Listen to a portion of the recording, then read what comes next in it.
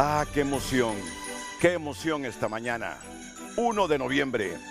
A todos, a todas, al pueblo hondureño, dentro y fuera de nuestra geografía nacional, bienvenidos, bienvenidas al encendido del árbol navideño, donde la magia y el sabor se encuentran. Déjenme colocar esto, que lo hacía en 1965, 66, cuando no habían regulaciones. Yo iba a cortar un arbolito en los noviembre de pino a cualquier lado sin pedir permiso. Chiquitín, chiquitín, porque me gustaba hacer esto, encender el árbol de Navidad. En ese tiempo, ¿saben qué? ¿Qué ponía en los árboles? Bombas, pero hoy voy a poner esta pelotita linda. ¿Lo están captando? Muy bien. Por lo tanto, yo voy a hacer algo. Voy a brindar, vamos a brindar, mejor dicho, juntos por una Navidad con sabor a Link. Y por eso le voy a pedir a Lucecita Madrid que me acompañe. Y a todos los que están, por favor, mis invitados, pasen para que brindemos. Me vas a ayudar ahí con los vasitos y con esta botellita de Link para brindar. Pasen y sumémonos a esta fiesta de la Navidad que la inauguramos hoy en Televicentro. Buena elección. Como va a ser brindis, ¿verdad? Pero pásalo. Sí. Pásalo. Gracias. ¿Qué tal? ¿Cómo están? Bienvenidos. Mucho gusto. Gracias por su... Buenos días. Buenos días. Qué contento acompañarnos. Mire, vamos a brindar con Link en el inicio de esta Navidad y ahora que hemos inaugurado el arbolito de Navidad. Y Vamos, ¿van a faltar vasos? Van a faltar. ¿O suficientes? Van a faltar. ¿Y tú no vas a brindar? Faltan 2. Sí, claro. ¿Puede? Faltan 2. También se puede de la botella, Lick. No hay bueno, problema. me deja. Esa buena observación. Es una dama con mucha experiencia. Así es. Humilde y campechana, la Lucecita Madrid. También se puede brindar, dice, con la botella. Pues bien. Ya está bien. Así que Gracias. brindemos juntos por una Navidad con sabor a Link. Felicidades. La Navidad. Salud. Linda Navidad. Y feliz Navidad para todos. Salud.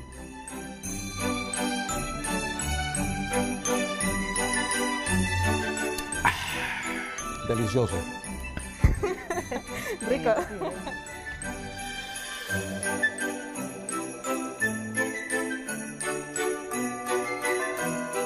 Rica, ¿verdad? Toronja. Toronja. Sabor, Sí. Sabor toronja. Sabes que ya días no me tomaba un refresquito, una gaseosa de estas a esta hora, pero me ha caído súper bien. Bien. Y máximo con este ambiente navideño. Me gustó antes de que encendieran la luz. Vamos a ver si lo podemos hacer porque resalta toda esta decoración.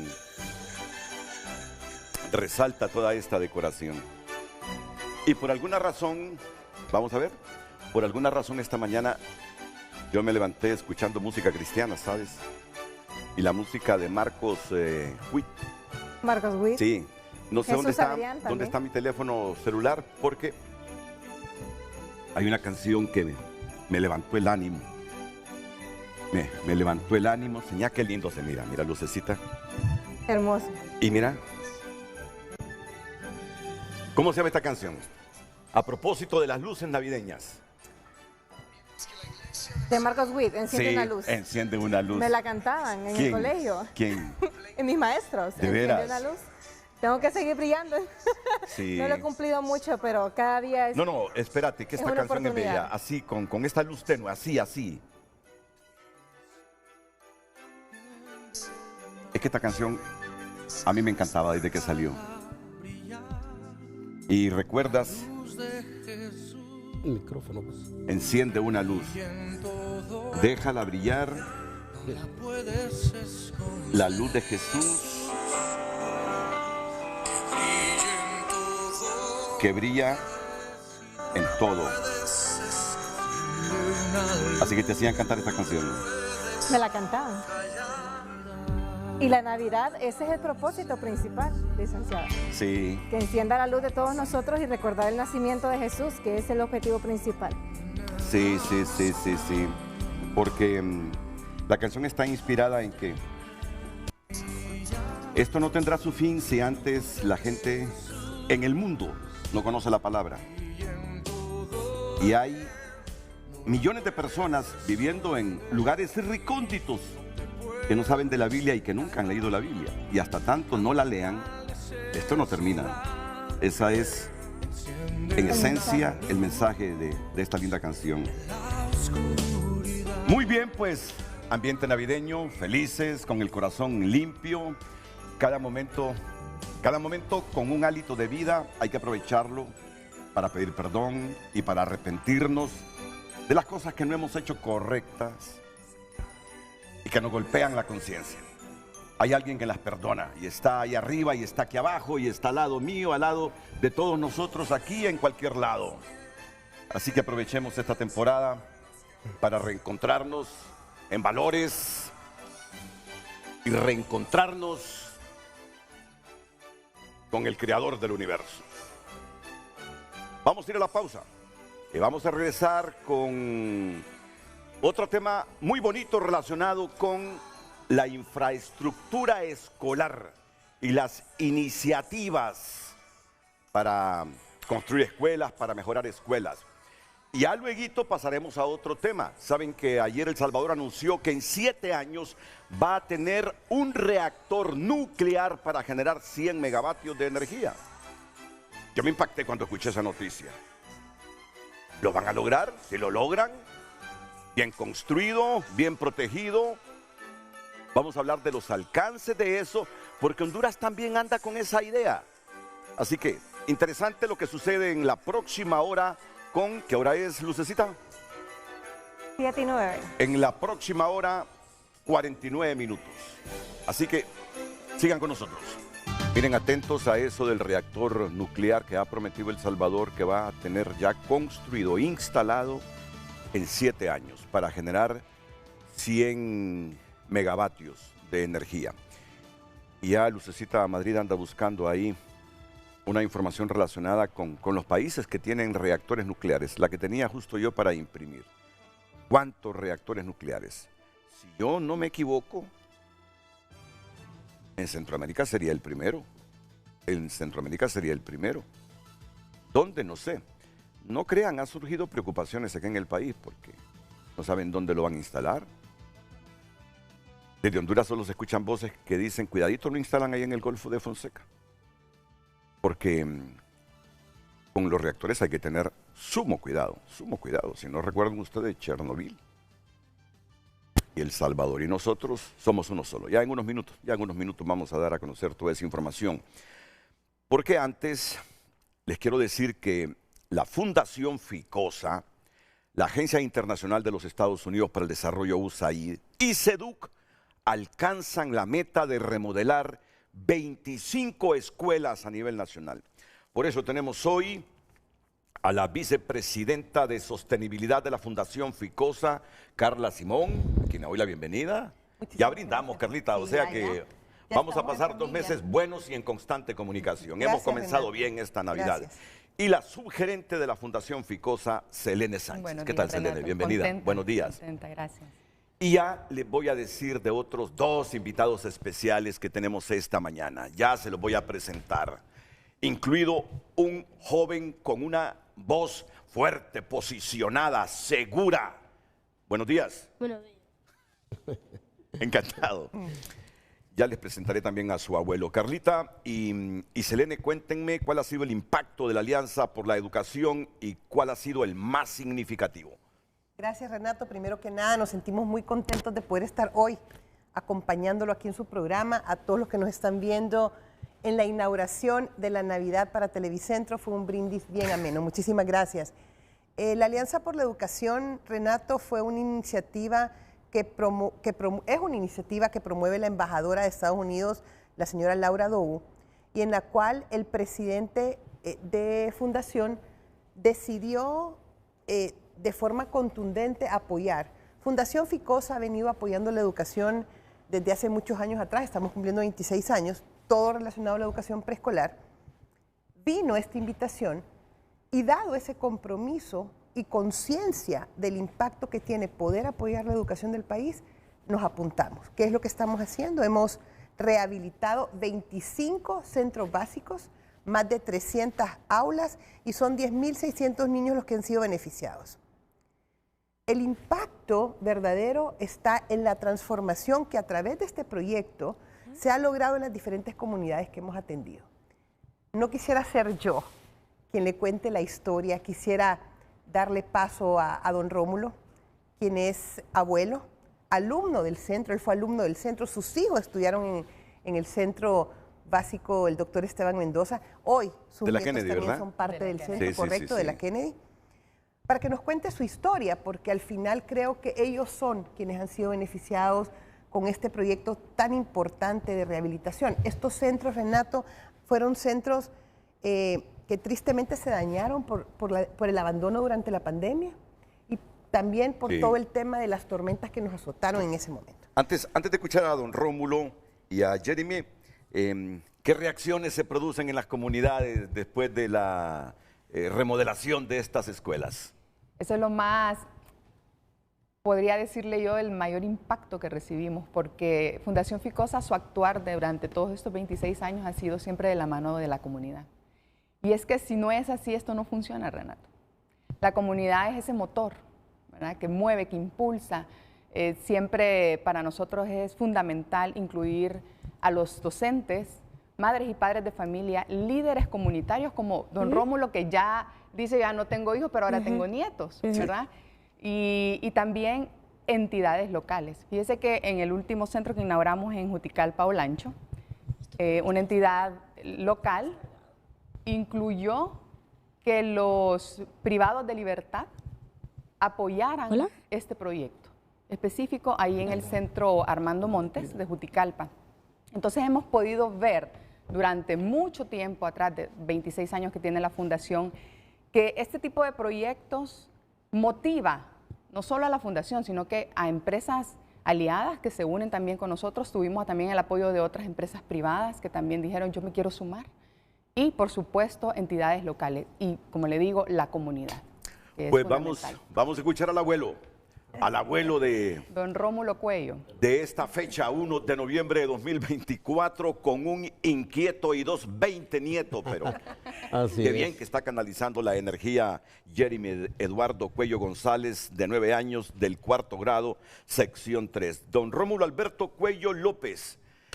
Y usted es parte de estas reacciones emotivas de las comunidades donde se restauran las escuelas por Ficosa, USAID y SEDUC. Así es, licenciado Renato. Doy gracias a Dios por estar en este tan populoso programa. Como la Kennedy. Claro que sí, a eso quería referirme. Y buenos días a todos, en especial a esa comunidad Kennedy, a esa ciudad Kennedy. Vengo a hablarles de una escuela que es el Centro Básico Doctor Esteban Mendoza. Yo tuve la oportunidad en 1974 de empezar mis estudios primarios en la Escuela Doctor Esteban Mendoza, y de lo cual, pues, a la fecha de hoy han pasado por esa escuela mis 3 hijos, a los cuales lograron beneficios de aquel entonces, y ahora estoy con mi querido nieto, que es, creo yo, que es el más afortunado, Sí. porque ahora los beneficios y los apoyos que tenemos son muy diferentes a aquel entonces. Hay apoyos muy básicos para que la educación sea efectiva, y una de ellas es la infraestructura, ya que una escuela con sus aulas oscuras, con sus aulas sin iluminación, al no haber bien pintados, los niños no dan el 100% que esperamos de ellos. Yo pues he visto en todos estos años la evolución del Centro Básico Doctor Esteban Mendoza, y de la cual pues yo estoy agradeciendo aquí públicamente a Fundación Ficosa, que son los que han puesto como plan piloto a la Escuela Doctor Esteban Mendoza a dar todos los beneficios, y han dado resultados. Lo digo porque yo miro en mi nieto, que es el mejor ejemplo más cercano que tengo. hasta las notas ha subido. Él pertenece al cuarto, al cuarto grado. Sí, Cuarto grado. en Academia de Excelencia. Igual ha sido por los resultados que su aula ya no es oscura, que su techo ya es seguro, no tienen aquel temor de mover sus pertenencias escolares para que no se les moje. Al ver de que ya no tenemos un foquito, recuerdo yo, amarillo o blanco, amarillo más que todo, no estaba todavía. Ahora lo que nos ha proporcionado la Fundación Ficosa son luz LED, que eso proporciona una mejor visibilidad, haciendo énfasis de que donde es el centro básico Dr. Esteban Mendoza, fueron hechas con un fin de bodega, porque ahí estaban almacenados todos los materiales que iban a utilizar para la construcción de las casas de la colonia Kennedy. O sea que nunca pensaron que iban niños a estudiar ahí. Ahora, yo pasé por ahí, mis hijos también, y ahora ya me da gusto ver ventanales, aquellos ventanales que dan el suficiente oxígeno para que los cerebros de estos niños den mejores resultados. ¿Y qué con esto? La sociedad va a tener mejores elementos y va a proporcionar a lo que queremos llegar, a ser un país desarrollado. Muy bien, don Rómulo. Lindas palabras. Jeremy Eduardo Cuello González, es tu turno. Ok. Es tu turno. ¿Cómo te sientes ahora con esa escuela remodelada? Feliz y contento con todo lo que ha hecho la Fundación Ficosa. USAID y también la Secretaría de Educación, ¿verdad? Que son parte de esta alianza para remodelar esas 25 escuelas a nivel nacional. Cuéntame antes, ¿qué pasaba antes de que Ficosa remodelara tu escuela? ¿Qué sucedía ahí en tu aula y en toda la escuela? No había techo seguro ni el techo de la cancha. Ya que jugábamos, nos solíamos, ni para los actos cívicos que nos solíamos, todos los días nos soleábamos. Ya me imagino las asoleadas. Sí. Roja la piel de tu cara, ¿no? Sí. Y ahora cuéntame, ¿De qué? ¿cómo está la escuela? Bien, Remodelada. Sí. Con techo nuevo, luces LED. Luz LED, blanca. Sí. El techo de las canchas. Vas a ser periodista.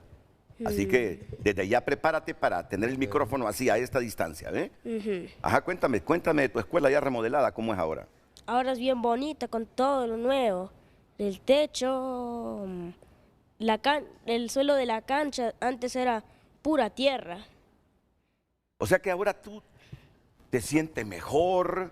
Es que tu abuelo me está diciendo que tus notas andan pero espectaculares. Sí. Te sientes seguro, hay mejor ambiente y por lo tanto tú esperas que amanezca para ir a la escuela todos los días. Sí. Eso me llega.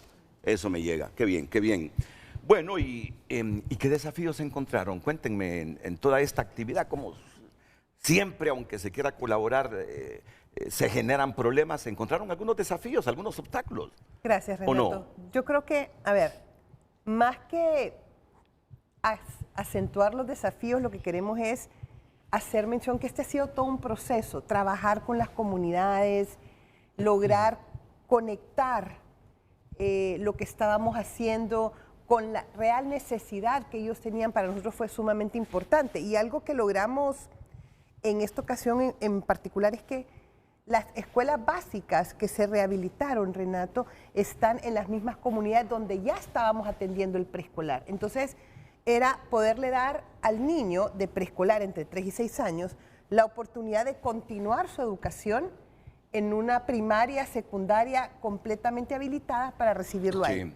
Eso ha sido mágico, eso ha sido un reto importante, ¿verdad? Que las comunidades continúen. Claro. Por la reacción de don Rómulo, sé que así han reaccionado todos los padres de familia en las 25 comunidades, emocionados y felices porque ahora ven que sus hijos van a la escuela y están seguros. Imagínense ir a la escuela sabiendo que el techo está malo, pensando el padre de familia que en qué momento hace un viento fuerte y se cae el techo y lesiona al niño. ¿Y los maestros cómo han reaccionado, Selene? Eso, de lo que hablaba don Rómulo y acaba de mencionar usted, quiero comentar algo. Eso nos llevó a nosotros como fundación a planificar y ejecutar el proyecto en 4 pilares, porque habían diferentes cantidades de necesidades en las diferentes escuelas. Entonces dijimos, enfoquémonos en 4. ¿Cuáles son las primordiales? El niño lo decía, el techo. nos encontrábamos con techos con agujeros que yo les decía, ay, si es que pasó un gato y cae encima el gato del niño, la lluvia, el sol, tantas cosas, ¿verdad? Techo fue uno de los primordiales. El segundo era el sistema eléctrico, que en la mayoría estaba muy dañado sí. e incluso No tenía luz. siendo un peligro para Sí. los niños, y otros que ni siquiera ya tenían luz, como dice don Rómulo, que no era visible para ellos. El tercero era agua y saneamiento. Agua y saneamiento, a la pandemia nos dejó esa lección de que es necesario contar, ¿verdad?, con agua, con un lugar para que podamos, los niños incluso puedan tener separado dónde ir las niñas y los niños, ¿verdad?, sobre todo en las escuelas. Y por último, el pintado general, que el pintado general encontramos que era amplio, eran ventanales, puertas, reparaciones de pisos, reparaciones de aceras, accesos para que los niños cuando corran, juegan, estén en lugares seguros. Pues yo soy así, yo meto presión, así que le pido a Camilo y a la Fundación Ficosa que en 6 meses nos tenga otras 25 escuelas restauradas con la Secretaría de Educación y la Agencia Internacional para los Estados Unidos. Es que no, hay que pedir pues, y exigir y presionar. Si lo han hecho, ¿por qué no en 6 meses otras 25 escuelas? Claro que lo van a lograr. Selene, Muchísimas encantado. gracias. Carlita, Gracias, también Renato. encantado. Gracias. Y me despido también de este jovencito que yo te auguro éxito en la vida. Gracias. E integral, en valores éticos, morales, espirituales y en toda esa formación escolástica que tenés que recibir y que estás recibiendo. Sí. Ok. Ok. ¿Cuándo nos vemos? Creo que el domingo tal vez. ¿Dónde? Acá. Ah, bueno, vas a venir aquí. Bien, excelente. Y don Rómulo Alberto Cuello López, gracias. Gracias y éxito siempre. Gracias, licenciado. Ya nos conocíamos, ¿verdad? Sí. Y en la Kennedy. En la Kennedy. Yo vivía ahí en la Kennedy. Sí. Al lado de la casa de Jaime Varela. ¿Se acuerda aquel Claro. extinto portero de la Selección Muy- Nacional de Honduras? Muy famoso, claro que sí. Atrás de la iglesia, ¿cómo se llama la iglesia? San Juan Bautista. San Juan Bautista, sí. Éxitos. Gracias, licenciado. Vamos a la pausa y luego retornamos para hablar del reactor nuclear que los salvadoreños piensan instalar en 7 años. Honduras anda detrás de lo mismo también, ¿saben? Sí, un reactor nuclear. Allá para generar 100 megavatios.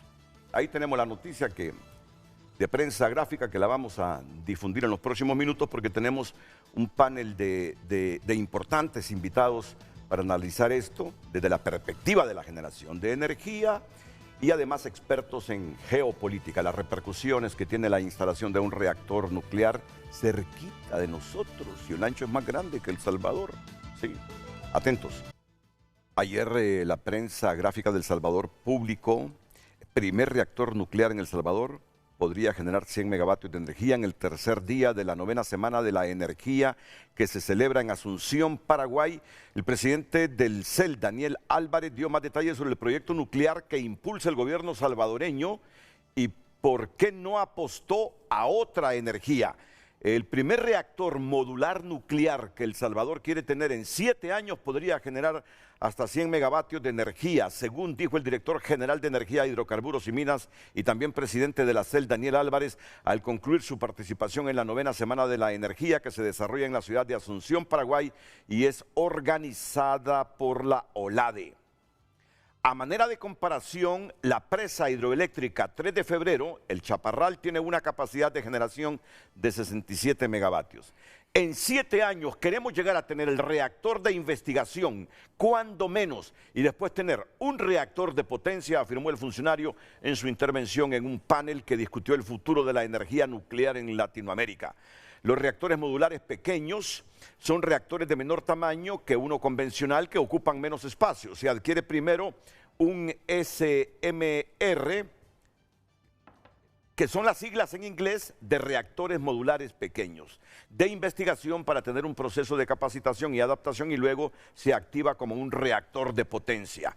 Según explica el Organismo Internacional de Energía Atómica, estos reactores tienen una capacidad de potencia de hasta 300 megavatios, pero según Álvarez, la meta son 100 megavatios. No obstante, el funcionario no dio detalles sobre la inversión que necesitaría el país para adquirir estos SMR o a quién los compraría. Lo que sí dijo en su su ponencia es que aunque el país ha diversificado su matriz energética en los últimos años, el gobierno pensó en la energía nuclear como una alternativa de generación porque el país es pequeño y no es posible llenarlo con paneles solares o construir más presas hidroeléctricas, pues ya hay 6 en el país. Durante estos 7 años, Álvarez dijo que se capacitaría a personal para que conozcan muy bien todos estos equipos. La decisión política ya está tomada. Escúchese bien, la decisión política ya está tomada. La estructura para introducir la energía nuclear debe ser segura y pacífica.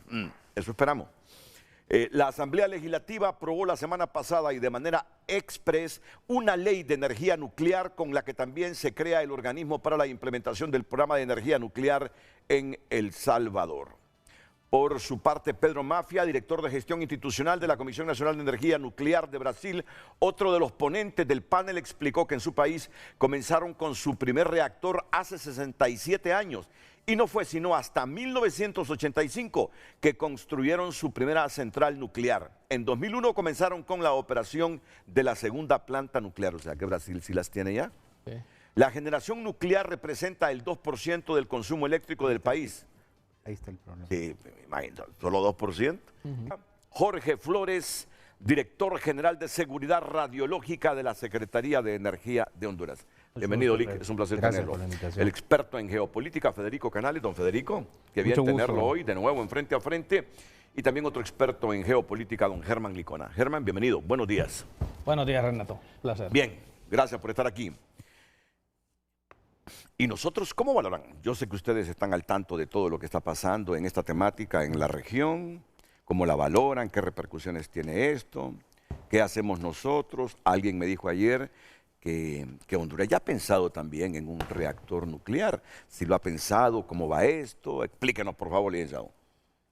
Bueno, el tema de decidir utilizar la energía nuclear obviamente es una decisión soberana de cada país, ¿verdad? Claro, claro, sí. Y también que se debe tener conciencia que no es una tecnología a la cual se puede acceder con facilidad, sobre todo por la complejidad de su diseño, su fabricación. Lo que sí es cierto es que la industria ha ido desarrollando soluciones simplificadas, sencillas para sistemas aislados, para producir bajas potencias, en el sentido de que pueden ser escalables.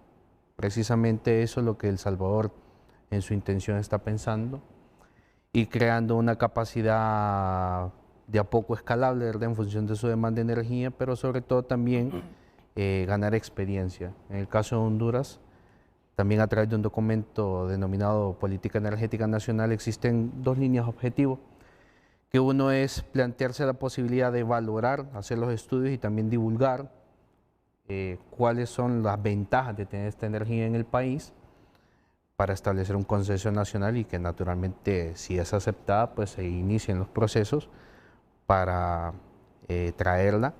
Y otra de las líneas es reforzar lo que ya tiene el país como infraestructura de seguridad. Es decir, el país hoy por hoy cuenta con una autoridad que vigila estos tipos de materiales y que trabaja técnicamente en el control de ellos.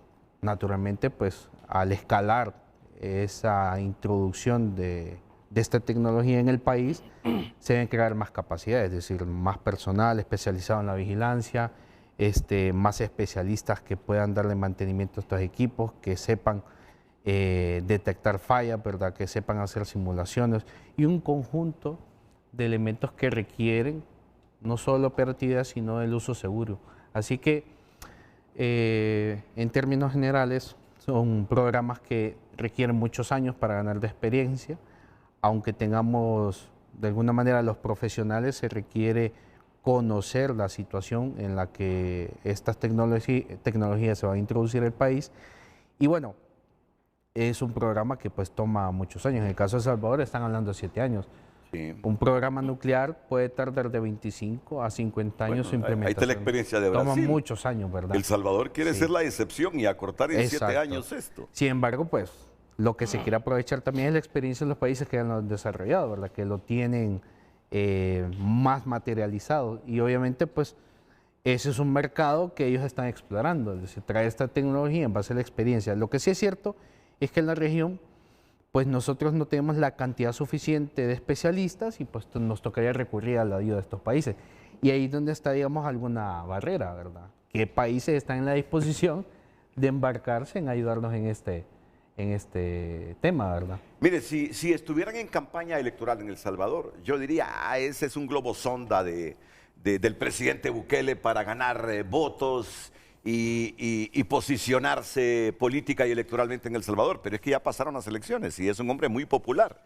Y ojo a esta expresión, ya hay voluntad política en El Salvador para seguir con este proyecto de un reactor nuclear. Nosotros todavía no hay voluntad política porque seguimos estudiando los alcances y las consecuencias. Si es que ya me imagino a los estadounidenses o a otras naciones después de este anuncio del salvadoreño de que en 7 años van a tener ya un reactor pequeño, pensando, evaluando los alcances, las consecuencias de eso. Saben mi expresión ayer, sin demeritar el proyecto político soberano del Salvador. Digo yo, el proyecto nuclear del Salvador, sin demeritarlo, sin demeritarlo. Dije yo, pero esto de un reactor nuclear no es comida de trompudos, dije. Esa fue mi expresión. Esto no es comida de trompudos. Algo pensado. Y pensé en Honduras, y Honduras, y luego me dicen, no hombre, si Honduras ha estado analizando esto. Lo que pasa es que todavía no hay voluntad política porque, como dijo él, tiene implicaciones. ¿Y los hondureños para qué quieren un reactor nuclear? ¿Cuál es el propósito de los hondureños? Teniendo un potencial hídrico. Miren cuántas preguntas surgen. Federico Canales. Pero solo déjeme que Lucecita Madrid lance al aire el título del programa para que la gente reaccione y nos enriquezca el programa. Lucecita.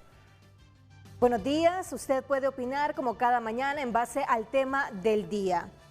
¿Y usted cómo analiza el proyecto del reactor nuclear de nuestros vecinos allá por Huascorán para generar 100 megavatios de energía? Esa es la pregunta de hoy. Puede opinar a través del WhatsApp 9773-6065 y a través de cada red social Frente a Frente HN. Federico. Sí, Renato, retomando la publicación de la prensa gráfica de El Salvador, básicamente, bueno, una cosa son los derechos de los países a poder o a aspirar a tener una independencia energética. Usted menciona Honduras, está en proyección explorar este tipo de energía, pero nos vamos a orientar a lo que El Salvador está haciendo en función de que somos países vecinos, claro, ¿verdad? Y estamos hablando de una energía que tiene una particularidad en el tema de seguridad, por ejemplo. El Salvador aduce de que su proyecto de energía se basa en sus debilidades, por ejemplo, de sus cuencas hidroeléctricas, el tamaño de su territorio, en el cual no poder desarrollar más complejos hidroeléctricos y no poder desarrollar, digamos, parques fotovoltaicos. El tema de El Salvador está relacionado con nuestros intereses por la cercanía territorial que tenemos. Entonces, el tema de energía nuclear lo tenemos que ver también desde el punto de vista de cuál es la experiencia tecnológica y la capacidad tecnológica de los países y de sus recursos humanos en función de poder adquirir esta tecnología. Entonces, el tema es un tema que yo particularmente lo voy a manejar desde el punto de vista de amenazas, de las amenazas ambientales que se puedan dar a nivel regional y el punto de vista de la justificación. A su vez, esto nos sirve a nosotros también para poder determinar qué oportunidades estamos perdiendo basados en la necesidad de un país vecino, teniendo un potencial nosotros exportador de energía eléctrica potencial. Entonces, básicamente así. Muy bien. ¿Y usted, don Germán Licona, cómo valora en principio esto? Buenos días, Renato, y a los compañeros aquí. Bueno, mire, sabemos las necesidades energéticas que tiene particularmente Centroamérica y en la región latinoamericana. No obstante, no vamos a desconocer que esa es una decisión bien pensada, como lo habíamos dicho, y que la misma obedece a la situación de las necesidades energéticas que tiene El Salvador, particularmente para mejorar su matriz energética. Ahora, si Latinoamérica, particularmente Centroamérica, quiero aclarar, tiene un potencial hídrico ¿por qué no apostarle a temas que tienen que ver con la generación de energía hídrica? Mire, me voy a retrotraer al 2006, 2007. Hablemos un poco de la represa del Tigre. Mire, esa represa del Tigre se vino hablando ya Cristiani con el expresidente Rafael Leonardo Calleja por los 90. Luego vino hablando de ella el gobierno de Maduro con Tony Saca. Y cuando llegó el expresidente Manuel Zelaya Rosales, firmaron un memorándum de entendimiento para apostarle a ello. Pero en esa oportunidad fui contratado por el gobierno de Honduras a través de la Dirección de Modernización del Estado y me tocó socializar el proyecto de la represa del Tigre. ¿Y cuál fue la particularidad que no nos dijo El Salvador? Primeramente, que el informe o el estudio técnico que hizo El Salvador fue pagado por ellos. Segundo, una empresa alemana de nombre La Meyer estableció todo el diseño y cuál fue los ingredientes que nosotros encontramos al momento de ir allá por Mapulaca, Virginia, Piraera, La Virtud y aún San Antonio de Intibucá, que la casa de máquinas y la estructura de la cortina se iba a hacer o construir en territorio salvadoreño. Y lo que iba a generar en nosotros era que el 70% del represamiento de las aguas iba a afectar estos territorios hondureños. Entonces, en esa oportunidad, pues escuchamos la versión de los vecinos previo al estudio y fuimos a la celda en San Salvador a corroborar el estudio con las autoridades salvadoreñas.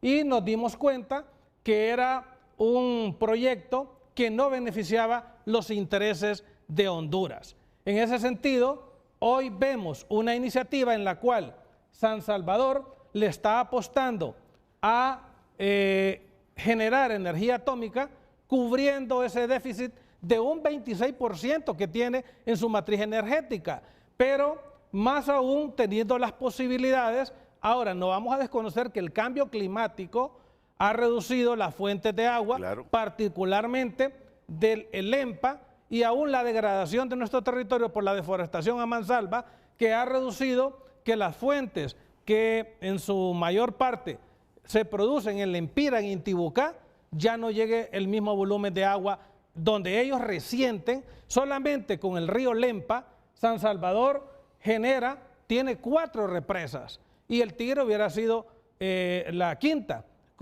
utilizando las aguas del río Lempa. No obstante, en ese momento del 2007, cuando estamos concluyendo con la consultoría, pues surgió de nuevo el San Salvador a retomar el tema del conejo y en ese momento se dijo, al tigre lo mató el conejo.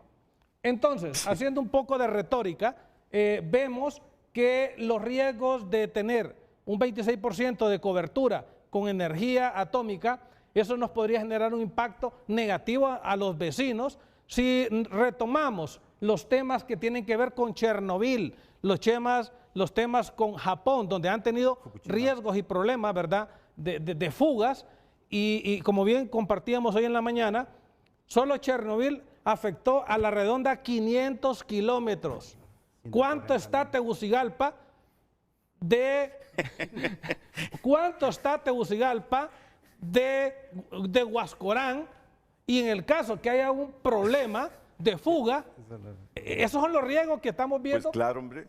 Y geopolíticamente creo que no le va a beneficiar a los países que quieran invertir en esa apuesta que tiene El Salvador. Sí, sí, decía Federico. Sí, básicamente en función de una amenaza geopolítica en su componente ambiental, tenemos ejemplos como los accidentes que ocurrieron en Fukushima, Japón, y Chernobyl. Chernobyl, por ejemplo, la explosión de forma directa afectó 500 kilómetros y hoy está contaminado un área de 140.000 kilómetros cuadrados. Estamos hablando de un área más grande que la República de Nicaragua. Usted traslape a Nicaragua en función del Salvador y Guatemala, en función del Salvador y Honduras, o en función del Salvador y la propia Nicaragua, y verá que un accidente de esta naturaleza básicamente convertiría a la mayor parte de Centroamérica en tierra de nadie, en problema ambiental. Entonces, el conocimiento de esta energía en determinados países durante los últimos 40 años y desarrollo de esta energía en los últimos 40 años, pues ha sido positiva, pero también tenemos que tomar ejemplos, por ejemplo, la República de Alemania en Europa, que es la maquinaria europea, es el país más industrializado de Europa, la que sostiene económicamente todo el continente europeo. Alemania no tiene centrales nucleares. Alemania comenzó un proceso ordenado de cierre total de las centrales nucleares, que culminó ahorita hace poco, el año pasado, en el 2023. Dice que fue acelerado en función del accidente de Fukushima, Japón.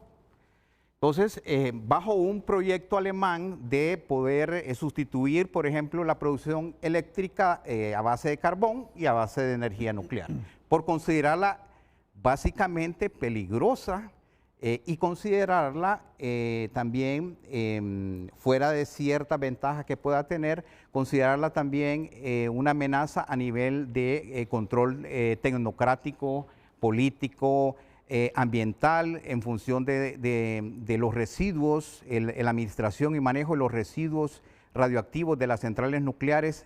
Va a ser un problema del mundo entero durante millones y millones de años. Bueno, miren.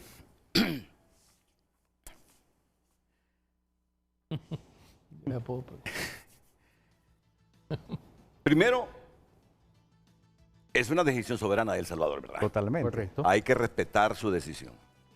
Claro, pero cuando estas tienen repercusiones en otras naciones, las otras naciones estiran sus orejas. Sí, claro. No es una cosa fácil. Primero, tienen que contratar recurso humano para capacitación. Ya imagino los estadounidenses, lo primero que le van a preguntar. ¿Reactor nuclear para qué? Pero, así como está la geopolítica mundial, y conociendo a Bukele, si no quieren los gringos, ahí están los chinos. Y además tienen cercanía con los chinos. Sí, claro. Inclusive, solo para desafiar a los gringos, ahí está Rusia. Ahí está Rusia. O sea, quien les ayude a capacitar recursos, lo tienen. Y voy a hacer una broma pesada, de esas bromas tontas que yo de vez en cuando hago, pero que llevan un mensaje. Y ni siquiera tenemos en buen estado los F-5, por si comienza a construirse esta obra de... Es que solo me estaba acordando de los judíos con Irán, ¿no se acuerdan? Sí, cuando le fueron a destruir aquella central nuclear que estaban construyendo. Ha sido constante. La broma mía es, y ni siquiera tenemos los F-5 en buen estado por si se hace realidad ese proyecto de El Salvador. No, ya en serio las cosas, ya en serio. Los riesgos de estos... Es un riesgo. Es la cuestión ambiental. Si los grandes países tienen problemas, ¿qué pasó con el temblor que ustedes dicen en Japón? Tembló y un reactor falló. Por ejemplo, El Salvador, bueno, es un país frente al Océano Pacífico, está en el cinturón de fuego del Pacífico, vecino prácticamente del cinturón de Japón, un país que tiene 36 volcanes activos, de los cuales en observación permanente mantiene 10 volcanes. Un país que sufre temblores todos los días, producto de o movimientos telúricos, ya sea temblores o terremotos, producto de la expansión o la fuerza de la energía de las placas tectónicas o de los mismos cadena volcánica que expulsa la energía en forma de magma o gas. Entonces, tenemos un país con esas características. Básicamente, que si traspolamos este ejemplo de El Salvador con Fukushima, al norte de Japón, estamos bajo un panorama geográfico similar prácticamente. Entonces, básicamente es un problema El Salvador que pueda tener, que pueda desarrollar este proyecto en función de la seguridad ambiental de Centroamérica. Yo no ya voy a hablar de Honduras, se lo digo, voy a hablar de Centroamérica de forma general, por la ubicación geográfica, es una región pequeña, así de simple. Entonces, Lo otro, usted hablaba de, bueno, que la experiencia adquirida de El Salvador, cero experiencia adquirida nuclear. ¿Quiénes son los que están proponiendo la energía nuclear salvadoreña? O sea, podemos decir de que tiene a tener algún tipo de relaciones con Brasil, Argentina, que no son ningún tipo de países referentes. Brasil, como usted, voy a reiterar lo de Brasil, 40 años con energía nuclear y solo representa el 2% para su consumo interno. Pregúntese usted, ¿y por qué? ¿Verdad? Argentina, no sé cuánto representa para Argentina, pero no son referentes. Y si tenemos referentes nucleares como Alemania, que es la maquinaria europea que cerró definitivamente sus complejos atómicos de generación de energía nuclear, eléctrica basada en energía nuclear, entonces tenemos que nosotros analizarlo y los diferentes países de Centroamérica este tema tienen que empezarlo a retomar de forma individual y basada en un bloque y un profundo análisis con este tema. El otro punto es, si El Salvador llega a ese aspecto, preguntémonos nosotros los hondureños con el potencial de generación que tenemos, ¿qué oportunidad tenemos nosotros más bien para suplir esa demanda de El Salvador, independientemente del desarrollo que puedan tener o la proyección de desarrollo a mediano y largo plazo? Esa es una oportunidad que tenemos nosotros como hondureños de desarrollar nuestros proyectos hidroeléctricos para satisfacer la demanda salvadoreña y centroamericana mientras nosotros nos desarrollamos y somos competitivos con el resto de los países de la región. Muy bien. En el caso de Honduras ya saben, no hemos estado desentendidos de esa opción de la energía nuclear. No, ya se ha estudiado. Aquí me lo está diciendo el director general de Seguridad Radiológica de la Secretaría de Energía, Jorge Flores. El problema es que no se ha producido la voluntad política históricamente entre varios gobiernos por las repercusiones que esto tiene. Ahora, si van en serio los salvadoreños, tenemos que ir en serio nosotros también con nuestra política exterior en torno a la posibilidad de que ellos tengan un reactor nuclear. Vamos a meternos en este tema después de la pausa comercial. Esta mañana con Germán Licona, Federico Canales y Jorge Flores. Atentos. Muchas gracias por opinar a través de nuestras cuentas. El economista Dante Mossi escribe lo siguiente: no es la opción más económica, pueden generar esto y más con su potencial geotérmico. La energía nuclear requiere de escala, que El Salvador ni ningún país en forma individual de la región la tiene. Presidente del Banco Centroamericano de Integración Económica, léelo de nuevo, lo que escribe Dante Mossi. No es la opción más económica. Sí, no es la opción más económica refiriéndose a la energía vía reactores nucleares. Sí. Ok, pueden generar esto y más con su potencial geotérmico. Es decir, Honduras puede generar esto y más con su potencial geotérmico. No es la opción los reactores nucleares. Sí. La energía nuclear requiere de escala, que El Salvador ni ningún país en forma individual de la región la tiene. Ok, siga. El doctor Franklin Anariba escribe: la tecnología para fabricar plantas nucleares es mucho más segura ahora que hace 20 años. Honduras le debe apostar a la energía nuclear, siempre y cuando encuentre inversionistas. ¿Por qué? Porque atrae industrias que necesitan de energía confiable. Henry Smith, el impacto ambiental, me imagino, es similar a la farsa del impacto ambiental en Islas del Cisne. Gabriela Martínez, este tipo de proyectos permite la producción de energía continua y confiable, con bajas emisiones de carbono, lo que puede impulsar el desarrollo económico. Pedro Luis Cantillano opina lo siguiente: en abril del 2023, Alemania cerró su última central nuclear. España lo hace entre el 2027 y 2035. ¿Por qué? Si la crisis climática es más evidente que nunca y las plantas de fisión nuclear no emiten más que vapor de agua. Es simple, los riesgos de sufrir un accidente son altos, opina el televidente. Giselle, este proyecto no solo aporta energía, sino también conocimiento y tecnología para el futuro. Antonia López, es un proyecto que beneficiará a cientos de personas para mejorar en el área de energía eléctrica. Rubí Esperanza, sin duda un paso audaz en la energía nuclear. Si se hace bien, podría reducir la dependencia de combustibles fósiles. Brian Ariel Medrano, con este proyecto nuclear, nuestros vecinos apuestan fuerte por la autosuficiencia energética. La región estará observando. Son algunas de las opiniones a través de X. Continúe opinando también a través de nuestro número de WhatsApp. Aquí en este panel, que no somos gobierno, Solo está un funcionario del gobierno. Somos respetuosos Así es. de la soberanía Así es. en sus decisiones de El Salvador. Pero igual, como nación tenemos el derecho a reflexionar si un país vecinito de nosotros va a instalar un reactor nuclear. Y ese es el debate. Sin irrespetar el proyecto de Bukele o la decisión política del gobierno de El Salvador de tener para 7 años ya un reactor pequeño de prueba, de investigación y luego entrarle a la generación de energía. Por eso está aquí el licenciado director general de Seguridad Radiológica de la Secretaría de Energía, Jorge Flores, con más valoraciones sobre las repercusiones para nuestro estado que pudiese tener la instalación ya de un reactor nuclear en potencia generando energía en nuestro vecino país, allá cerquita del Huascorán.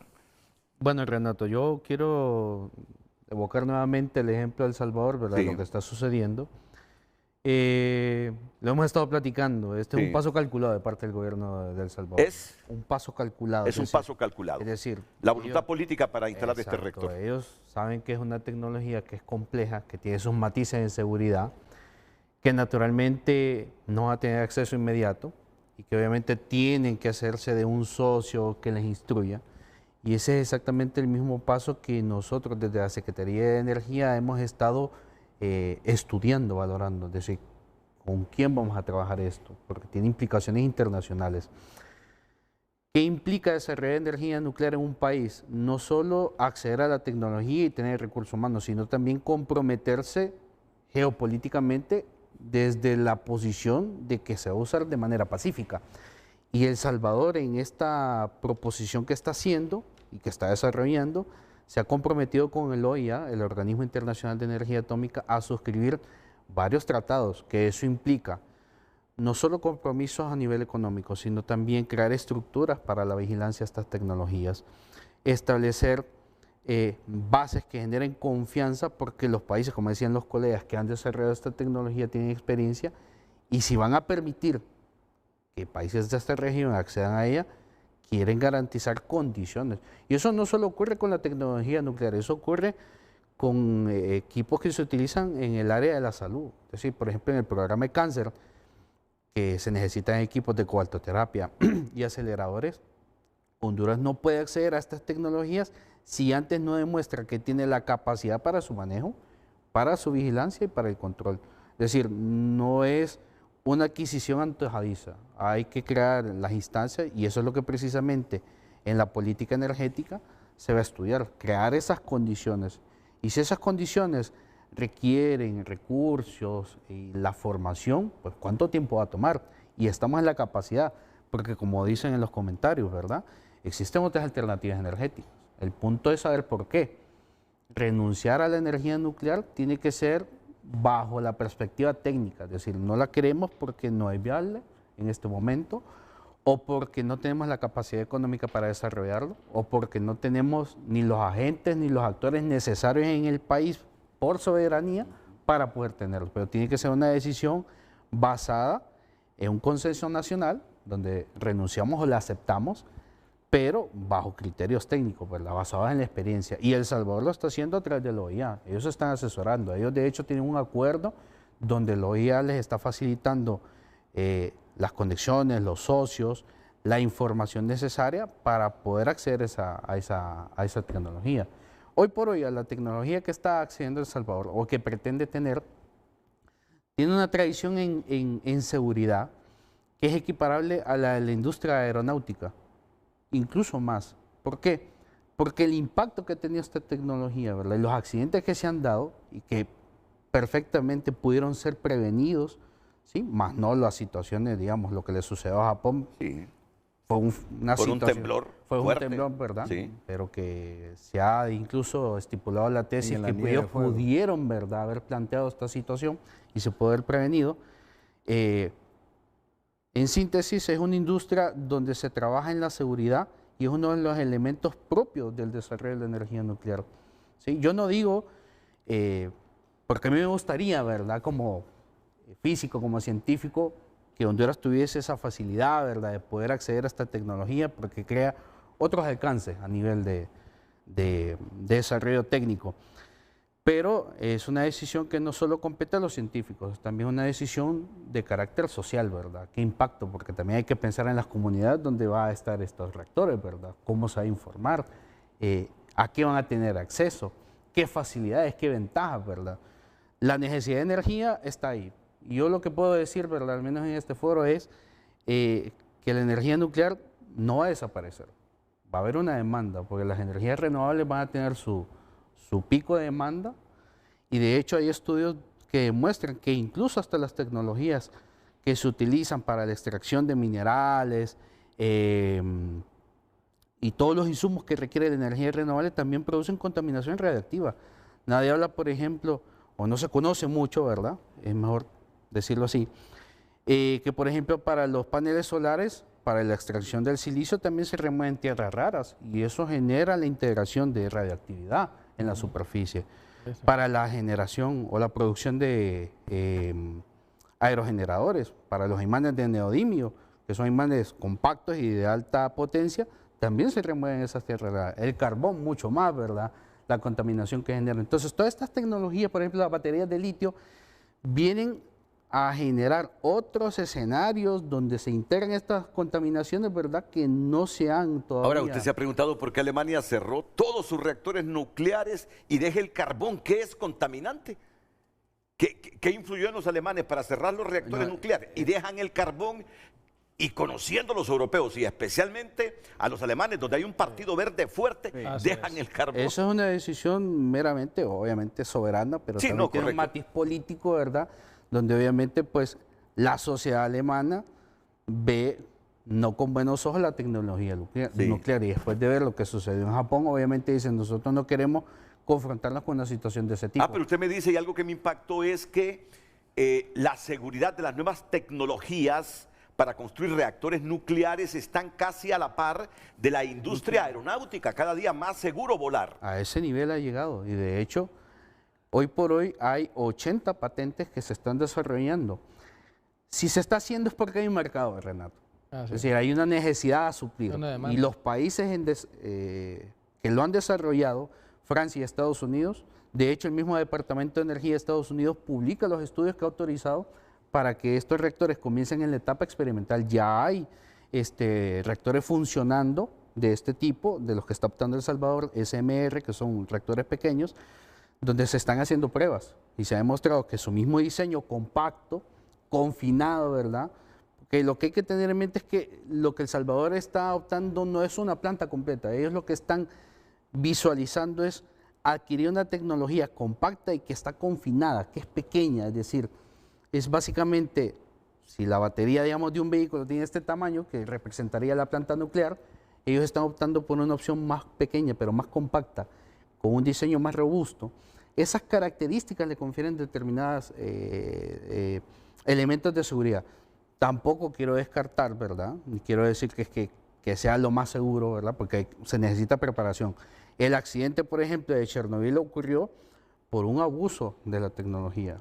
¿Sí? Todos hemos visto la serie, ¿verdad? Y nos ha de alguna manera impactado, pero lo que se intentó fue llevar al límite a la planta y se sobreestimó la capacidad de los equipamientos. El accidente de Chernobyl ocurre porque se llevó al límite los sistemas de seguridad. Y no el enfriamiento que no funcionó. Exacto, y precisamente el reactor nuclear no explota por una reacción nuclear, explota por el confinamiento de hidrógeno que al final termina haciendo que la vasija del reactor explote.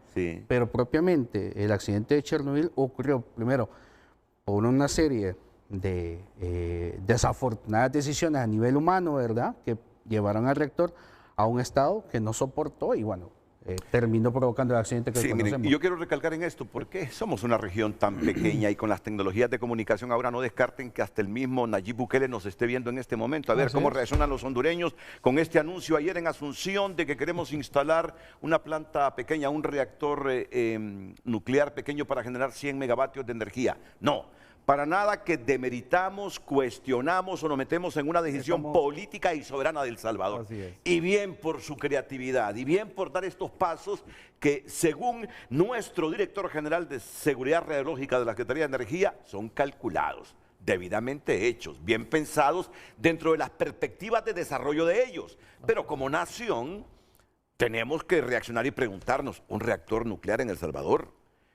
Pero miren todo lo que se ha desencadenado, toda la información que surge, la seguridad de los reactores nuevos, pero aún así, yo veo a Federico Canales cuando nos está exponiendo estas nuevas tecnologías, el licenciado Jorge Flores, que lanza, no sé si es un quejido o un pujidito, pero no es para demeritar, no. Claro. Nos está demostrando el que es un hombre con conocimiento, es un científico hondureño. Así es. Pero aún y con las nuevas tecnologías y con la seguridad que nos puedan generar los nuevos reactores, siempre queda la percepción de inseguridad para un vecino tan cercano como nosotros. Totalmente. Usted hace acota de lo similar que es la seguridad nuclear actual con la industria aeronáutica.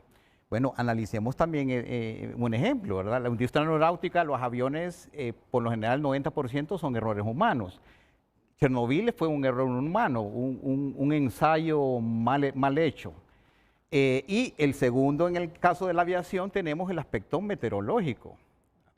¿Qué pasó en Fukushima? Estamos hablando de un terremoto seguido de un tsunami y básicamente eso generó un desastre ecológico. Entonces tenemos ahí, de nosotros podemos decir que la industria nuclear tiene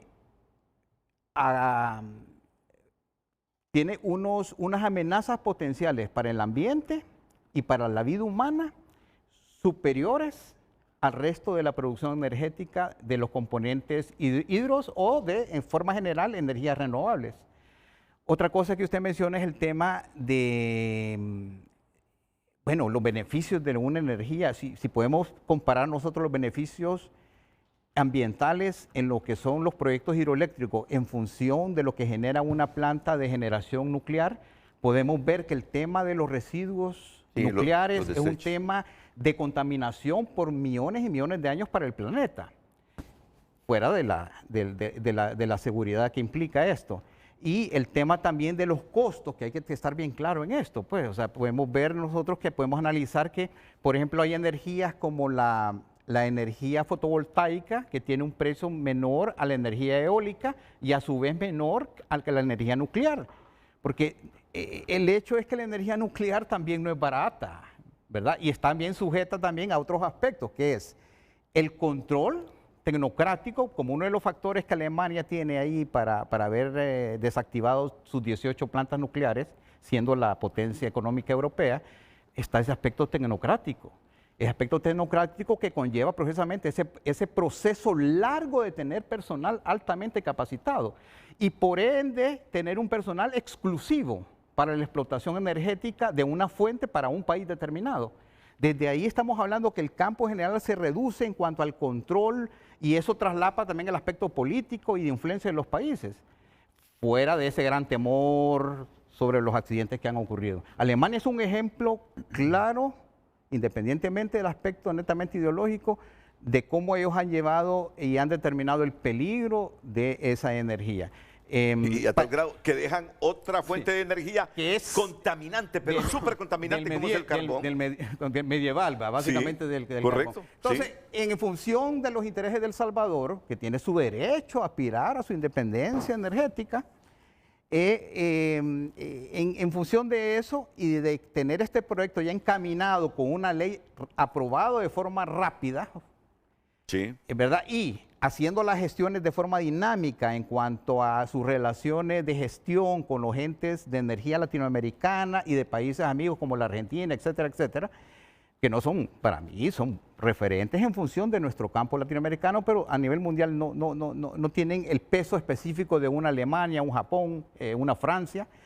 En función de eso tienen su derecho, pero ya este tema se convierte en un tema muy delicado para Honduras y para Guatemala y para Nicaragua y para Costa Rica en función de 500 kilómetros de distancia Bueno, ¿dónde van a poner esta planta El Salvador? Si en la frontera con Honduras, en el Golfo de Fonseca, independientemente de donde lo pongan. Ahí cerquita de Conejo, por la Unión. Estamos hablando que un tema de Chernobyl, por ejemplo, son 140.000 kilómetros, el tamaño de Nicaragua está afectado, que ahí es tierra de nadie ahorita, entre Bielorrusia, Rusia y Ucrania. Entonces, es un tema de exposición que hay que tener mucho cuidado en ese sentido, hay que darle mucha cabeza. Yo, como el país, debería tomar esto a profundidad, darle la seriedad que corresponde, empezar a hacer sus gestiones con el resto de los países vecinos, definitivamente, porque no es un tema solo. Y tenemos derecho. Totalmente derecho, es un tema de Honduras. Estamos hablando de la población centroamericana. Entonces, en función de eso, nosotros como países centroamericanos no tenemos, bueno, no voy a hablar de Centroamérica, voy a hablar de Latinoamérica, no tenemos esa cultura nuclear, no tenemos esas capacidades tecnológicas, no tenemos esos conocimientos. Y esa curva, ¿qué implica esa curva de aprendizaje y qué implica también la administración de este componente? Que hay que saberlo. La Organización Internacional de la Energía Nuclear, Atómica, perdón, si te cierra un mercado como Alemania, ¿dónde va a querer ubicar sus plantas? En otros países. O sea, vamos a vender un negocio que ha sido rentable en función de producir una energía relativamente estable, porque en eso sí, pues hay que mencionar que la energía atómica es más estable, mantiene los sistemas de forma estable, sin las variables de los otros tipos de generación. Pero es un mercado, entonces va a venir esta organización y obviamente te va a aceptar y va a poder impulsar en determinados países estos proyectos de acuerdo a sus necesidades soberanas. Cuando el doctor Federico Canales habla de energía estable es porque, ¿qué pasa con la hídrica? Se reduce cuando no hay agua. Con la solar, no tenemos en la noche, a menos que la almacenemos. La eólica también. En el día. La eólica igual, cuando no hay viento. Este es estable, este es permanente. Las 24 horas, los 365 días del año y cuando es bisiesto el año, los 366. Pero es más cara. Es más cara. Ya voy con usted. ¿A dónde botan los desechos de esos reactores? ¿A dónde los van a meter? Bueno, hay distintas alternativas de gestión. Se pueden reprocesar, reciclar, confinar, pero básicamente, digamos, el desarrollo de los residuos no ha progresado por un tema de investigación, porque no ha habido, digamos, como la voluntad política. Ahora lo que se está haciendo como opción es guardarlos, ¿sí? ¿Y dónde los guardan? Generalmente los reactores lo que tienen son unas piscinas donde esos combustibles o baterías gastadas, por decirlo de una manera. Y eso que uno mira en las películas, que los guardan en barcazas, que los botan en otros países que necesitan de dinero. Bueno, esas son, digamos, otras opciones de gestión, ¿verdad? No lícitas que se han realizado. Y dígame algo, ¿los desechos quedan de qué sustancias en un reactor? ¿Es del uranio enriquecido o de qué? Bueno, normalmente son los productos de la fisión, que es, digamos, cuando el uranio, que es el contenido que tienen las baterías, por decirlo de una manera sencilla, ¿verdad? Son materiales altamente radiactivos y esos combustibles gastados, baterías gastadas, por decirlo de una manera sencilla, se extraen del reactor, que luego son reemplazados por material que tiene energía, y esos combustibles gastados, que son radiactivos, se guardan en unas piscinas de decaimiento que lo que hacen es enfriarlo, es decir, extraerle calor residual mediante condiciones controladas, ¿verdad? Y luego que alcanza unas ciertas características, luego se confinan en fosos especiales. Esas son soluciones de gestión, digamos, que por ahora se ven en carácter temporal, porque se están desarrollando tecnologías para recuperar esos combustibles y reutilizarlos en otro tipo de reactores que reciclan esos materiales para dejarlos en un estado menos reactivo, con menos energía, ¿verdad? Y pues gestionarlo de otra manera. Lo cierto es que al final el tema de la gestión de residuos radiactivos es una decisión también de país. ¿Por qué? Porque el país, al acceder a esa tecnología, también tiene que ser consciente de que tiene que tener una solución para gestionarlo. Reciclarnos no es una situación, digamos, de que te lo entrego, ¿verdad?, como latas de aluminio, sino que también se paga. ¿Sí? Entonces, hay, digamos, varios retos tecnológicos que hay que ser consciente y vencer. No, me gustó cuando me dijo, mire Renato, me dice el licenciado Jorge Flores, ellos tienen calculado, los salvadoreños. Sí, seguro. Están calculando todo esto. Es un paso. Y me dice, y no descarte que con Elon Musk esté hablando Nayib Bukele, pero creo que el resto de países centroamericanos, ante todos los riesgos expuestos por ustedes, tenemos el derecho soberano también de pensar los alcances, consecuencias y repercusiones que un reactor nuclear en El Salvador tendría para el resto del país. Y si les da por instalarlo ahí en Mianguera, ¿a cuántos kilómetros de la isla del Tigre? Pausa y volvemos. Díaz escribe: la energía nuclear es conocida por su alta eficiencia y capacidad de producir grandes cantidades de energía con una cantidad relativamente pequeña de combustible, lo cual resulta atractivo para países en crecimiento. Manuel escribe: no hayan que inventar, dejen a El Salvador que se meta en ese experimento. Nosotros con el país con más fuentes hídricas de Centroamérica y que se pueden construir 3 a 4 represas que generarían energía limpia y control de inundaciones. Irrigación, nos vamos a meter en problemas, escribe Ismael Ochoa. Así es cuando el líder de un país decide crecer sin consecuencias del medio ambiente. Estereotipo Donald Trump. En cambio, comandar una nación con responsabilidad social y ecosistema es más complicado. Pregunta: después del reactor que viene, ¿bombita para amedrentarnos?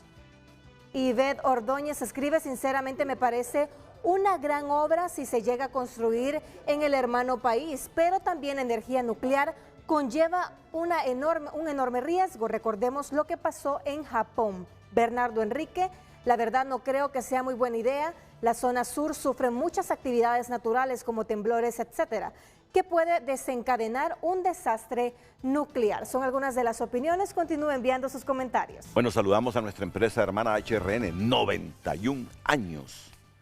91 años HRN, la voz de Honduras. 91 años. ¿Está en directo esta toma? ¿Y qué hora es que está solita la cabina? 8:39. ¿Hay algún programa grabado en este momento?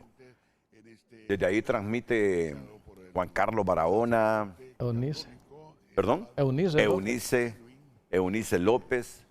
Mis otros compañeros, Rosendo García, Cristian, Mario Orlando Mendoza. Bueno, los quisiera mencionar a todos, pero el problema es que son tantos que no me da tiempo ya para mencionarlos a todos, pero nuestro cariño, respeto, admiración para todos ustedes, compañeros de noticias, de entretenimiento. De entretenimiento. Es que yo me río cuando vengo en mi carro a las 5 de la tarde con la chicharra y las ocurrencias de Armando Redondo Licona y de Vicente Valladares. Todos con gusto. Cuando estoy así, que me siento medio aburrido porque no es de mi interés alguna noticia y aparece ahí Armando Redondo Licona y Chente con esas producciones que hacen, con esas caracterizaciones, Armando Redondo Licona. Bueno, Chente, ¿qué pasa? Yo miro produciendo más para ese programa Redondo Licona que a ti, sinceramente. Y me pregunto, ¿y Chente qué le pasa? Porque todo, caracterizaciones, Armando Redondo Licona. ¿Y qué pasa con Chente Valladares, digo yo? ¿Y Chente, en qué trabaja Chente? No lo veo produciendo, y Chente es ocurrente para mí, es uno de los grandes artistas del país. Así que te quiero pila, Chente, Vicente Valladares, porque te está ganando la batalla esa de la producción, Armando Redondo Licona. Felicidades, HRN, entretenimiento, deportes, noticias, la voz de Honduras, 91 años. Y así brevemente, Kevin Rodríguez, porque Germán Licona escuchó todo el debate del Parlamento salvadoreño cuando aprobaron esa ley de energía, como paso previo para el anuncio de la voluntad política de construir un reactor pequeño de investigación y luego potenciarlo para generar energía. Él lo escuchó y tiene un resumen instructivo que nos va a ayudar a entender esta decisión del gobierno salvadoreño, que nos interesa desde la perspectiva de las consecuencias que un reactor nuclear se instale cerca de nuestro país. El ingeniero Kevin Rodríguez en comunicación con Frente a Frente. Kevin. ¿Qué tal está, Renato? Bien, Muchas gracias por el espacio. Muy buenos días a todo el pueblo hondureño y muy buenos días a todos los que están en el set también. Bueno, felicitarle, Renato, por estar dándole cobertura a estos temas, porque esto es una muestra clara de que nosotros lastimosamente estamos muy atrasados en la discusión del sector eléctrico. Estamos viendo cómo El Salvador está teniendo esta discusión sobre energía nuclear y en contraste nosotros ni siquiera tenemos claro cómo vamos a cubrir las necesidades que va a tener el pueblo hondureño para los próximos años. Solo mire qué datos más interesantes. Para 2026 hay un déficit proyectado de casi 400 megavatios. ¿Qué quiere decir esto? Que la situación de las interrupciones, de los apagones va a continuar para los próximos años, incluso para el 2035 se está estimando que habrá un déficit de casi 2.000 megas si no se llevan a cabo las inversiones necesarias en generación. ¿Y qué es lo que ha implicado esto, Renato? Y que es importante que el pueblo hondureño lo sepa, que nosotros nos hemos vuelto un importador neto de energía. Hay ciertos momentos del día que importamos hasta 150 megas, principalmente de Guatemala, pero ahora con estas inversiones que está haciendo El Salvador, no hay que perdernos, lo que ellos están apuntándole es a exportarnos a nosotros. Ellos saben y conocen que nosotros no tenemos la capacidad de poder proveer nuestra propia energía y nos quieren vender. Hace 2 años inauguraron una planta de gas natural de 380 megavatios, ahora están hablando de estos 100 megavatios de energía nuclear, pero hay que tener claro algo, El Salvador está llevando esa ruta porque ellos no cuentan con recursos naturales propios en gran cantidad como si nosotros como país. Y le voy a dar otros datos interesantes, que en Honduras, en desarrollo, nosotros tenemos más de 580 megavatios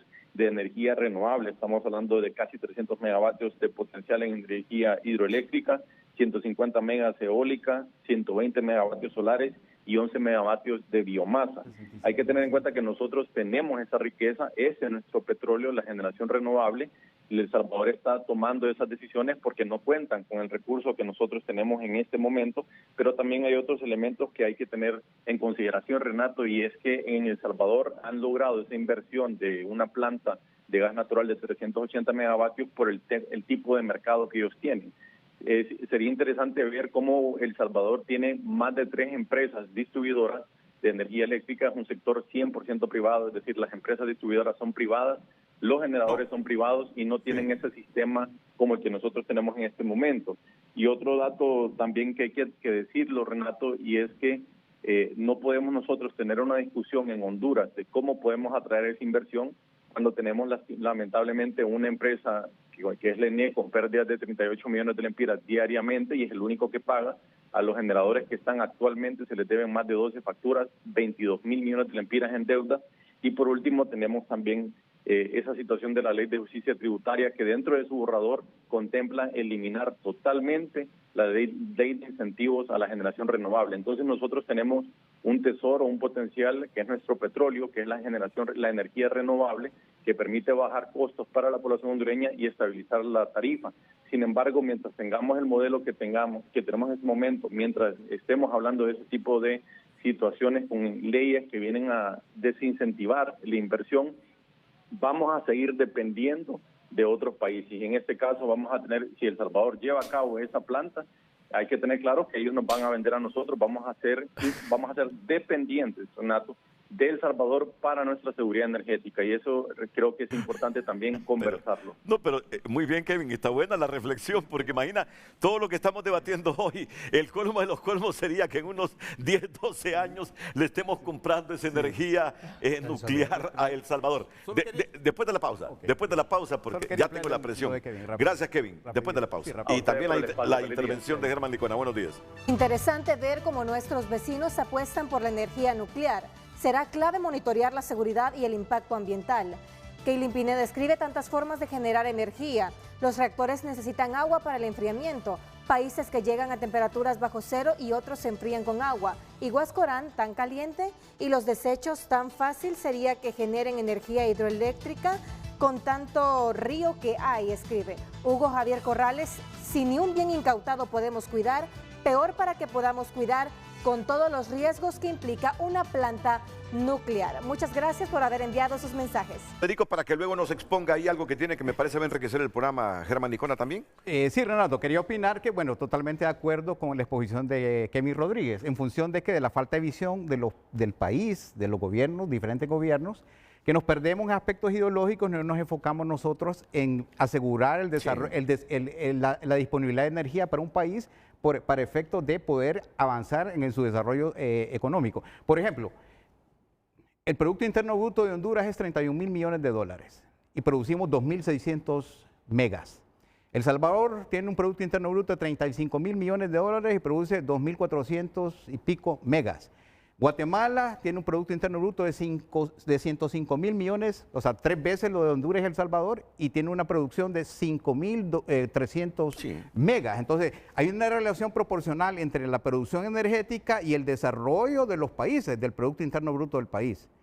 Y Honduras tiene otra ventaja, o sea, Guatemala es 108, es más pequeña geográficamente y con menos cuencas hidrográficas que Honduras, lo mismo El Salvador. Entonces nosotros como país no tenemos ninguna excusa como país para no tener la disponibilidad de energía para nuestro propio desarrollo y también una capacidad exportadora de energía para el resto de Centroamérica. Sin asumir riesgos con energía nuclear, por muy segura que sea. Por muy segura que sea ahora. Siempre hay un riesgo. Germán Licona. Es evidente, Renato, que El Salvador ha iniciado la carrera de la energía atómica en Centroamérica y que habían algunas inquietudes que yo tenía para venir a este programa y no las encontraba, no las recogían los medios de comunicación salvadoreños. Sí. Entonces, adentramos al interno del Congreso de El Salvador y pudimos escuchar los audios de las deliberaciones y hice un resumen bastante interesante. Cuando el diputado Mauricio Ortiz de Nuevas Ideas y de igual forma el director de la CEL, Daniel Árboles, mencionaron, claro, como son oficialismo, mencionaron las bondades. Sí. Y dentro de las bondades o ventajas o beneficios diferenciales competitivos, ellos desarrollaban que la energía nuclear iba a ser limpia con un coste cero al impacto al medio ambiente. Luego establecían que iba a haber estabilidad en los precios. Por otra parte, también manifestaron la formación de ingenieros nucleares en El Salvador. Hablaron de beneficios económicos, seguridad nuclear, y esta era la respuesta que yo más quería escuchar como exmilitar, y porque conocemos que Honduras, su seguridad debe estar protegida, a pesar de los diferendos que tenemos, no porque la Haya no lo haya reconocido, sino porque El Salvador todavía no quiere reconocer la salida a la bocana del Pacífico. Bueno, pero se quedaron ahí porque Nicaragua ya reconoció eso. Ya. El uso pacífico de la energía nuclear. Eso pues quería escucharlo yo porque recordemos que eso atemoriza. ¿Cuántos países han iniciado la carrera nuclear? Empezaron diciendo que iban a producir energía. Irán. Hoy terminó con Israel también, correcto. Con misiles y todo eso, ¿verdad? Sí. Y de igual forma, la diputada Marcela Villatoro de Arena, que creo que ahí fue avasalladora la decisión que tomaron 57 de 60 diputados que le apostaron a este proyecto, ella manifestaba lo que hemos venido hablando acá. Sí. Los riesgos que pueden suceder por las catástrofes, y no solo para el medio ambiente, sino para la salud del pueblo salvadoreño, y yo le agrego más, la del pueblo centroamericano. Sí. Conseguiste 5 minutos, productor, que estos programas no sean todos los días. Qué bien me he sentido hoy debatiendo, oxigenando, instruyendo, indistintamente de que que hayan disensos, pues. Es correcto. Indistintamente de eso, pero eso enriquece los debates. Es correcto. Ellos tienen todo el derecho de apostarle a la energía nuclear. Nosotros tenemos todo el derecho a reflexionar y pensar sin demeritar sus políticas, pero ¿qué consecuencias puede tener esto? Usted nos dice que la seguridad de la energía nuclear con esos nuevos reactores casi está aparejada a la seguridad de la industria aeronáutica. Es que es casi igual. Está en el mismo nivel. Es similar. Pero usted tiene sus reservas. Sí, precisamente, porque la industria aeronáutica, los desastres aeronáuticos básicamente son originados por dos factores. El factor humano y el factor meteorológico, ambiental. Entonces, tenemos una energía nuclear y tenemos dos ejemplos de dos catástrofes como Fukushima y Chernobyl. Básicamente, una por unos ensayos mal elaborados, en el caso de Chernobyl, y la otra por un terremoto que se convirtió en un tsunami en el caso de Fukushima. Pero yo le refuerzo algo, todavía no sabemos dónde está ese avión que salió, ¿de dónde fue? De Malasia. Todavía no sabemos, es una incógnita. Ese es otro punto. ¿Dónde está ese avión con toda la tecnología? Un avión modernísimo fabricado por Boeing. En la base Diego García, dicen por ahí. En el hoyo negro. Si está en Marte, si los extraterrestres se lo llevaron. Todavía no sabemos dónde está ese avión. Es que esto así es, ¿verdad? Esto así es. Por mucha certidumbre que tenga el ser humano en la tecnología, siempre hay imprevistos y cosas así que todavía nos falta saber y que se vuelven un misterio. Yo quería aportar el tema geográfico. O sea, somos una región muy pequeña. Ese es un tema que tenemos que tomar en cuenta, ¿verdad? No somos un país de 1 millón, 1,5 millones, 2 millones de kilómetros cuadrados. Toda la región centroamericana unida nos acercamos a 500,000. de kilómetros cuadrados. Entonces somos países muy cercanos. Expuestos. Entonces definitivamente un accidente nuclear, pues barremos con tenemos todo el derecho, ¿verdad? Tenemos todo el derecho a estar preocupados. Yo quería aportar un matiz, y es que en el caso de Honduras nosotros somos signatarios de una convención de no proliferación. Es decir, nosotros hemos manifestado políticamente a nivel internacional no utilizar la energía nuclear con fines armamentísticos. Belicistas, correcto. Exacto. Sí. De hecho, desarrollar armas nucleares requiere una tecnología en una escala superior a la energía nuclear. El nivel de enriquecimiento es mucho mayor, ¿verdad? Y otro de los elementos, es que como ya lo mencioné, es una de las industrias más vigiladas.